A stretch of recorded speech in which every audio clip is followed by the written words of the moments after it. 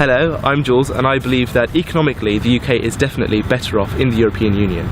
The European single market is fundamental to the British economy. 44% of British exports go to other European Union countries, and a lot of the rest of our trade and exports are often contingent to the rest of the world, are often contingent upon trade deals that were created between the European Union that we're a member of and other countries around the world. So that too would be put in jeopardy.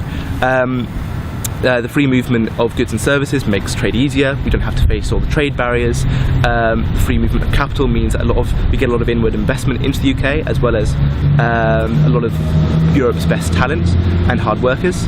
Vote Leave would prefer it if the basic facts surrounding our relationship with the EU were ignored by the general public. But when you vote on the 23rd of June, it is vital that you remember how crucial the EU and our trade with its members is to our economy.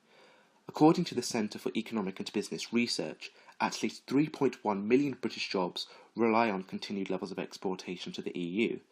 More than 50% of our exports go to the EU, and the EU has already negotiated a huge amount of trade agreements with nations all around the world, from the likes of Canada and South Korea to other nations like Chile, Egypt, Mexico and South Africa, to name just a few. Two arguments put forward by the Leave campaign are, firstly, that the UK would still be able to trade freely with Europe following a Brexit. The second argument put forward by the Leave campaign is that once the UK leaves the EU, it would be better at creating trade deals with other economies around the world, such as America and China and India.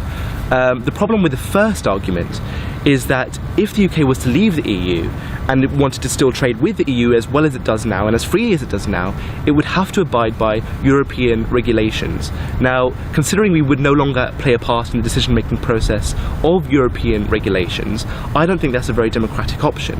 The problem with the second argument about the UK being able to trade freely with the rest of the world is that actually the UK is much better at trying to trade freely with the rest of the world through the EU, because the EU, as the world's largest economy, even if the UK is the world's fifth largest economy, it's not as alluring or attractive as the world's largest economy.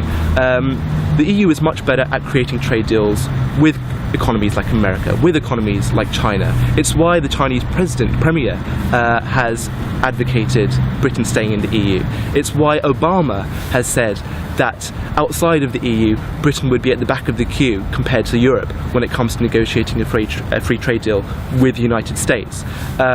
With all these things in mind, it's no surprise that all the leading economic institutions, the IMF, the Bank of England, have warned greatly against leaving the EU and have really emphasised the risks that would come with Brexit.